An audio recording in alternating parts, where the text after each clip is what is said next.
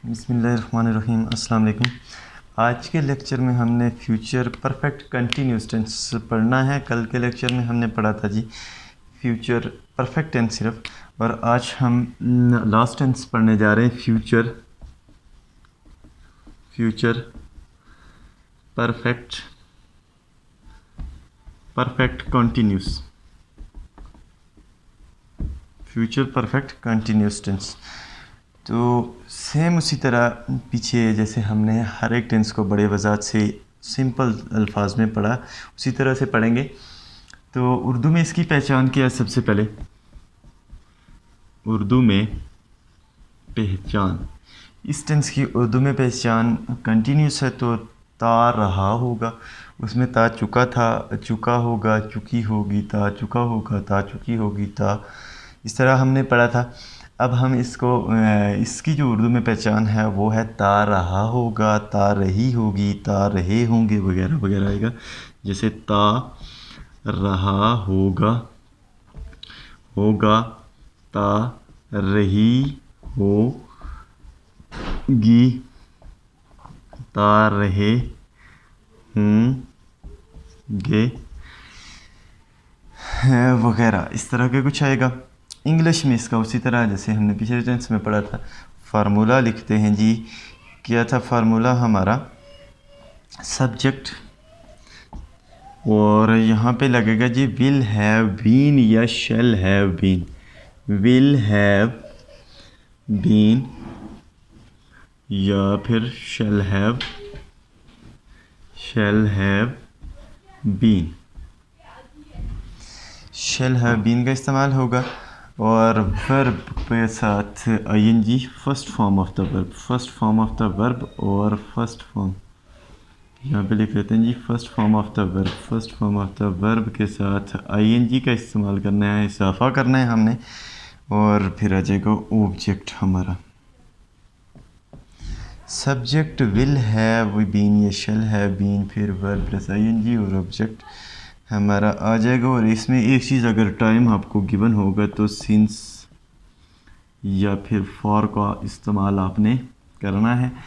सारे के सारे फ्यूचर परफेक्ट कंटिन्यूस टेंस में आपको अक्सर जगह पे टाइम गिवन दिया जाता है। अगर टाइम गिवन ना हो तो सिंस और फॉर का इस्तेमाल ज़रूरी नहीं है, लेकिन अक्सर जगह पे आपको ये जो फ्यूचर परफेक्ट टेंस है इसमें टाइम कहीं ना कहीं पे गिवन दिया जाता है। जैसे मैं आपको दोनों एग्जांपल्स करके दिखाऊंगा इधर।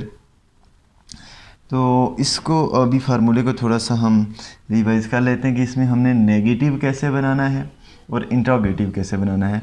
वही सेम चीज़ आपने जैसे पढ़ी थी पहले में, ये थे पॉजिटिव टेंसेस, ये हैं नेगेटिव। तो नेगेटिव को हम देखते हैं जी कि नेगेटिव में हमने सब्जेक्ट और विल नॉट है, विल के बाद आपने लगाना है क्या चीज़? नॉट, विल नॉट और हैव बीन और जहाँ पे अगर आई वी हो या दे होगा तो वहाँ पे आपने शैल हैव बीन का इस्तेमाल करना है। और उसके पास वही वाला first form of the verb plus ING का इजाफा करना है और आ जाएगा ऑब्जेक्ट। आगे अगर सिंस और फॉर है तो लगा देना है, नहीं तो फिर ज़रूरत नहीं है। इसी तरह जब आप इंट्रोगेटिव बनाएंगे तो विल जो है वो सब्जेक्ट से पहले आ जाएगा। अभी हम कुछ एग्जांपल्स देखेंगे तो आपको क्लियर हो जाएगा। ये थी इसका फार्मूला कि इंग्लिश में आपने ऐसे बनाना है, उर्दू में आपको पहचान बता दी कि क्या क्या चीज़ें इस्तेमाल होंगी जी। अब हम चलते हैं इसकी कुछ एग्जांपल्स की तरफ। एग्जांपल देखते हैं कि एग्जांपल क्या कहती है। उसमें आपको मज़ीद जो है ये टेंस सारे का सारा क्लियर हो जाएगा जी। पहली एग्जांपल है हम लाहौर जाते रहे होंगे। हम लाहौर जाते रहे होंगे, ठीक हो गया जी। हमने बनाना है we shall have been going to Lahore. We shall, देखिएगा यहाँ पे आई वी दे के साथ शैल लगता है, और जो प्लूरल नाउन है आई वी दे और प्लूरल नाउन के साथ शैल लगेगा। और बाकी जो है वो ही शी इट या बाकी जो सिंगुलर नाउन है आपके साथ उनके साथ विल का इस्तेमाल होता है। ये हम बाकी डिटेल्स में पढ़ेंगे। अभी के लिए आपने इतना ही याद रखना है। और हम लाहौर जाते रहे होंगे पढ़ा, तो we shall have been going to Lahore. We shall have been going to Lahore. Lahore, ये हमारा सेंटेंस बना। यहाँ पे जो हमने फार्मूले में पढ़ा था शैल हैव बीन या विल हैव बीन, और जो verb first form of the verb के साथ हमने आईएनजी का इजाफा लगाना है और जो है ऑब्जेक्ट लगा देना है। यहाँ पे सिंस और फार का इस्तेमाल नहीं हुआ, जैसे मैंने आपको बताया था कि ज़रूरी नहीं है कि इसका इस्तेमाल हो भी सकता है और नहीं भी हो सकता। जी एक और एग्जांपल लिखते हैं। तुम इंग्लिश पढ़ाते रहे होंगे। तुम इंग्लिश पढ़ाते रहे होंगे। तो क्या आएगा जी? You will have been teaching English. You will have been teaching English. You will have been teaching English. यहाँ पे भी टाइम का इस्तेमाल हमारे पास नहीं हुआ। यहाँ पे एक और एग्जांपल लेते हैं और उसके बाद नेगेटिव जब हम बनाएंगे या इंट्रोगेटिव, वहाँ पे मैं आपको इसका इंट्रोगेटिव बल्कि टाइम सिंस और फार का इस्तेमाल भी दिखाऊंगा। सिंस और फार पे हम एक लॉन्ग वीडियो बनाएंगे डिटेल में कि सिंस और फार का इस्तेमाल कहाँ कहाँ पे होता है। और एक और एग्जांपल लिखते हैं जी। क्या था? मैं हॉकी खेलता रहा हूँगा। मैं हॉकी खेलता रहा हूँगा। तो I shall have been playing hockey.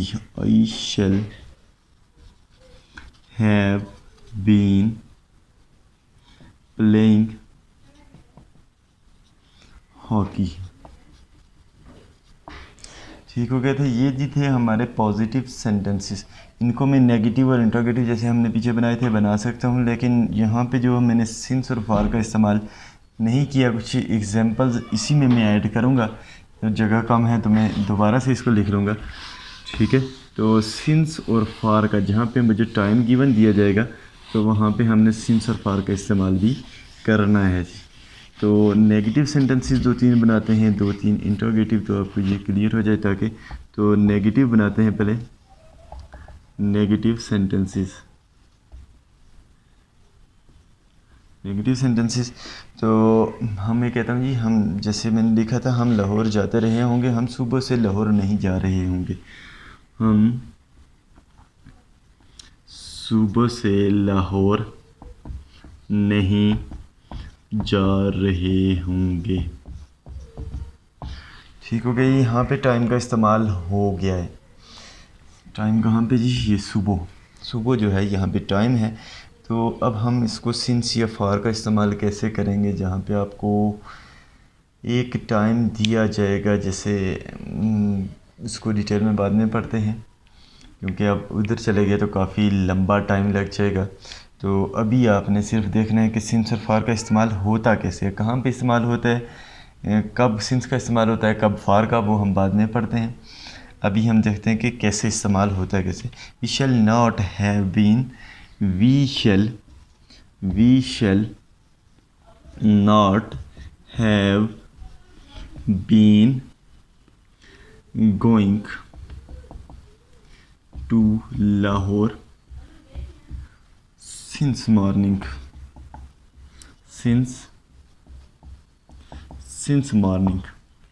तो ये हमने सिंस का इस्तेमाल किया जहाँ पे हमारे पास एक टाइम आया था। ठीक हो गया। बाकी सारी की सारी वही चीज़ें, सिर्फ हमने सिंस का इस्तेमाल किया क्योंकि हमें जो टाइम दिया गया था वो ये दिया गया था। ठीक हो गया। एक और एग्जांपल लिखते हैं जी। ये वो 5 साल से हॉकी नहीं खेल रहा होगा। तो इंग्लिश लिखता हूँ जी। He will not have been playing will not have been playing hockey for 5 साल बड़ा था 5 years for 5 years। यहाँ पे फॉर का इस्तेमाल हुआ है, ऊपर जो है वो हमने सिंस का इस्तेमाल किया है। थोड़ा सा आपको बता दूं, अभी डिटेल लेक्चर हम करेंगे। सिंस का इस्तेमाल जो है वो मॉर्निंग, इवनिंग, लास्ट हार, इस तरह के जो ऑर्डिनल नंबर होंगे उनके साथ होगा। और जो फॉर है वो स्पेसिफिक टाइम, जैसे हो गया सेकंड, मिनट, हार, डे, मंथ, ईयर, तो इस तरह का जो टाइम होगा उसके साथ हम फॉर का इस्तेमाल करेंगे जी। अब ये तो होगी कुछ 2 एग्जांपल्स। अब हम इसको थोड़ा सा इंट्रोगेटिव बना लेते हैं। इंट्रोगेटिव में भी सेम पीछे वाला तरीक़ेकार हम अपनाएंगे, और यहाँ पे भी जो हमारे पास शैल या विल है वो स्टार्ट में आ जाएगा जी। ठीक हो गया। तो इंट्रोगेटिव सेंटेंसेस,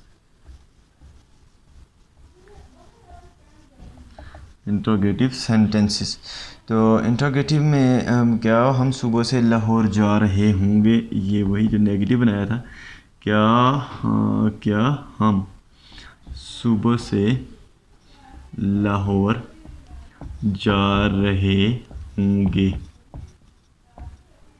तो यहाँ पे क्वेश्चन मार्क आपने लाजमी लगाना है, तभी पता चलेगा ये एक क्वेश्चन यानी इंट्रोगेटिव सेंटेंस है। तो shall we have been going to Lahore since morning. Shall we have been going to Lahore since morning. Since morning, ये हमने बनाया एक इंट्रोगेटिव सेंटेंसेस। शैल या विल जो भी हमारे पास होगा उसको हम स्टार्ट में ले आएंगे, बाकी सारे का सारा सेंटेंस वही देगा, वही वाला आईएनजी का इजाफा। सिंस और फॉर का इस्तेमाल हमने पढ़ा कि ये कैसे होगा।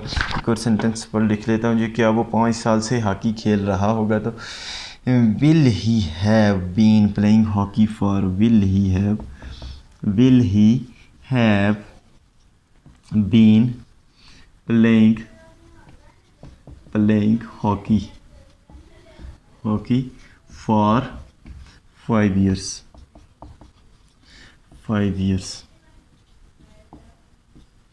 तो ये था हमारा फ्यूचर परफेक्ट कंटिन्यूस टेंस। इसके बाद उम्मीद है आपको समझ आ गया होगा। अब हम कल जो है वो नेक्स्ट इसका करेंगे, एक टेबल बनाएंगे, उसमें सारे के सारे सेंटेंसेस को जो है वो एक ही टेबल में प्रेजेंट करेंगे और सारे के सारे फार्मूले लिखेंगे, ताकि जो आप इन डिटेल लेक्चर तो सारे पढ़ चुके हैं, अब आपको एक टेबल में सारे के सारे जो है वो याद रखने बिल्कुल